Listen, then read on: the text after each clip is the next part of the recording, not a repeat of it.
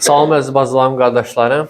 Rəbbimiz İsa Məsihin ismində hər birinizi salamlayıram və şadam ki, bu günlərin bir yerdəyik. Əslində, toplantıya gəlməmişdən qabaq ən birinci ürəyim bura tələsir.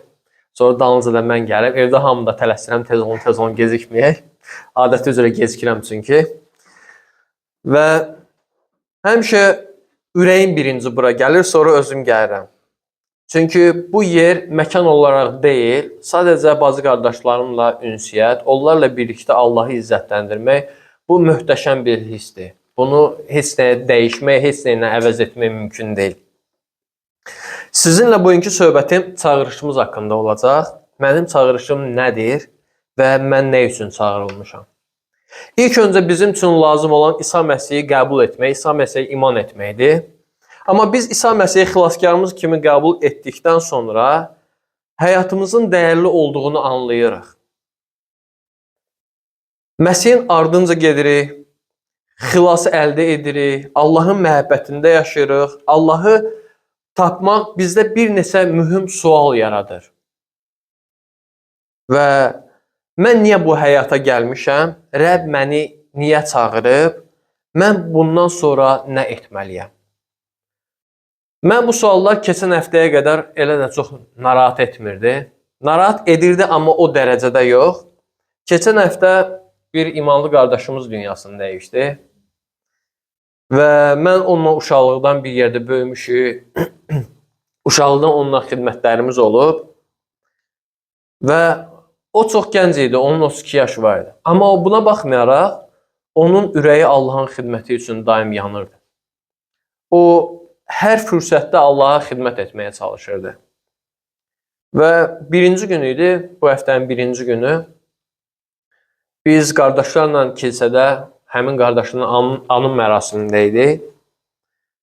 Və pastorlar, kilsə üzvləri bir çox təsəlli verici sözlər deyirdi o qardaşın ailəsi üçün.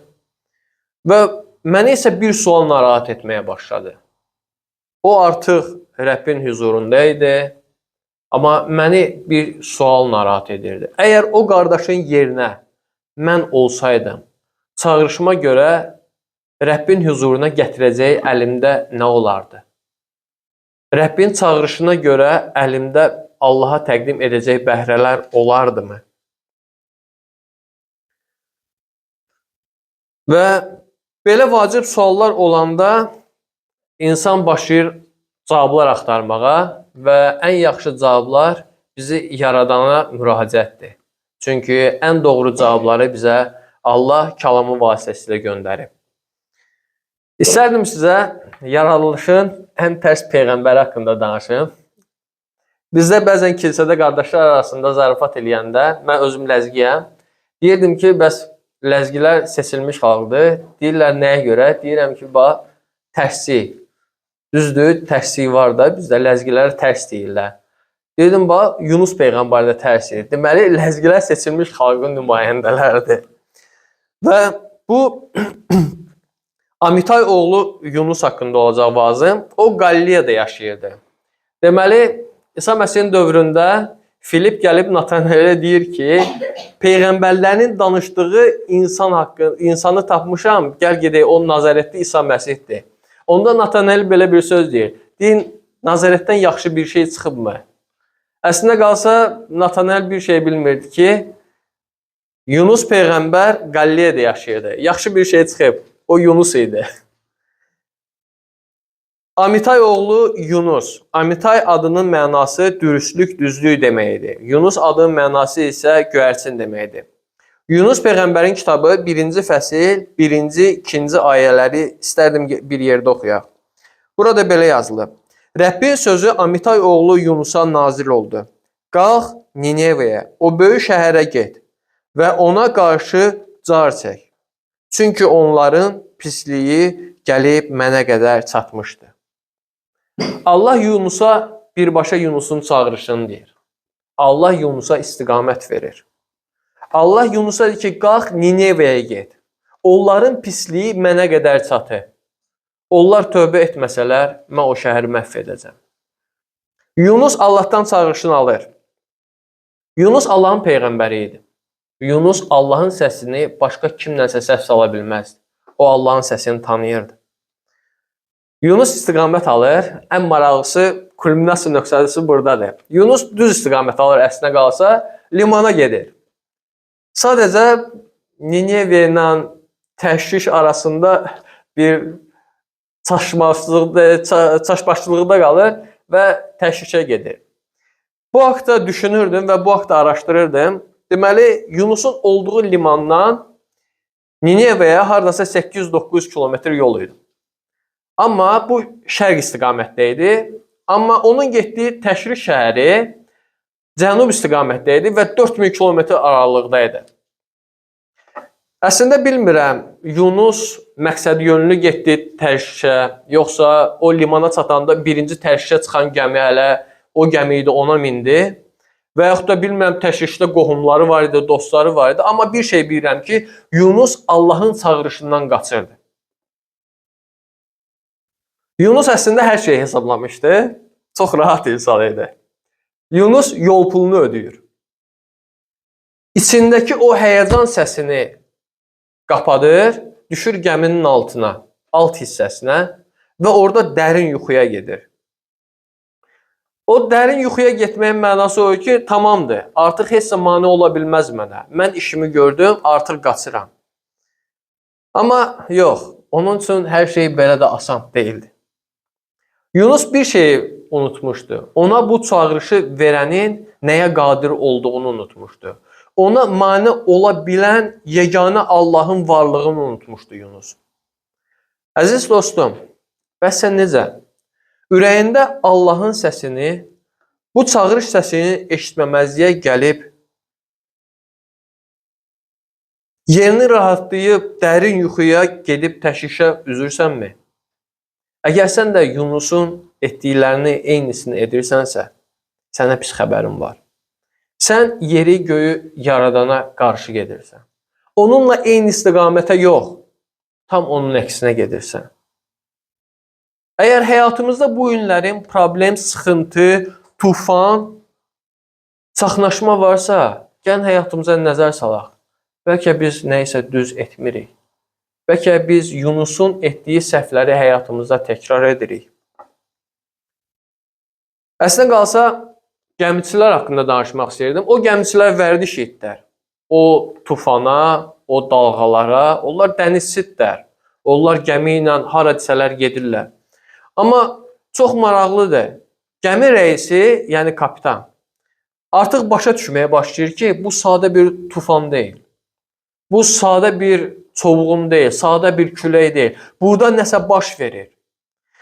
Və çox maraqlısı da ondadır ki, 1-ci fəsil 6-cı ayədə həmin o kapitan haqqında yazırlar. Gəmi rəisi onun yanına gəlib dedi, sən nə yatırsan? Qalx öz Allahını çağır.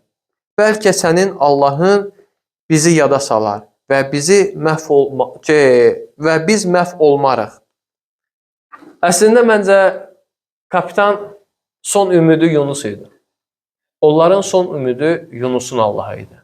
Çünki hamı dua eləmişdi, öz Allahını çağırmışdı. Hamı öz Allahına fəryad etmişdi. Kapitanın yanına düşür ki, axır bu gəmidə daha bir adam var. O hardadır? O niyə burada yoxdur? O niyə qorxu içində deyir? O niyə lərz içində deyir ki, gəmi batacaq, məhv olacaq?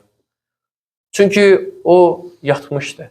Kapitan onu oyadır və son ümid olaraq Yunusun Allahına ümidləri var idi ki, onlar onu xilas edəcək. Yunus bununla da heç nə boynuna almır və gəmiçilər püşk atırlar. Ki, görən kimə görə dəniz coşub, Allahın qəzəbi bizə qarşı çıxıb və püşk Yunusa düşür. Yunus boynuna alır ki, bəli, mən Yəhudiyəm, mən Qalileyadanam, mən Allahın çağırışına qarşı gedirəm və onun üçün dalğalar gəmini pərişan qoyub, onun üçün dəniz belədir, fırtına qopub və Yunus gəmiçilərdən xahiş edir. Deyir, məni dənizə atın, dənizə atın ki, siz həlak olmayasınız. Yox, gəmiçilər Yunusu dənizə atırlar və tufan dayanır. Yox, əslində Allahın məqsədi Yunusu öldürmək deyildi.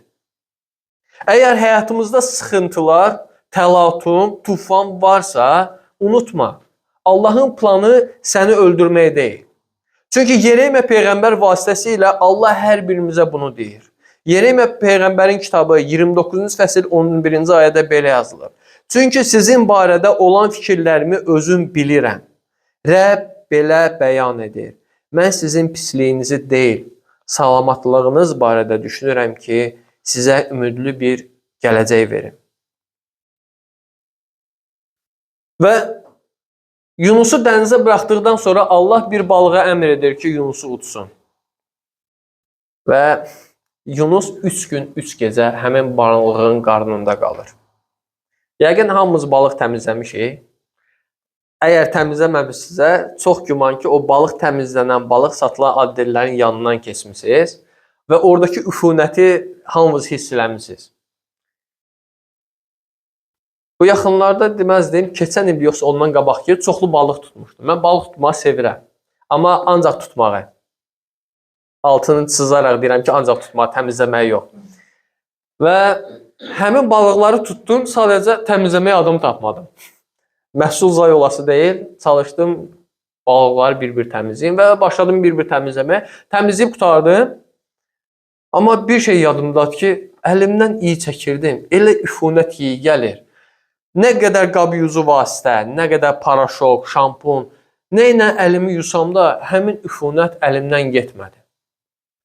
Mən hələ əllərimlə balıq təmizləmişdim. Görün Yunus balığın qarnında nə üfunətin, nə zülmətin, nəyin içində olub.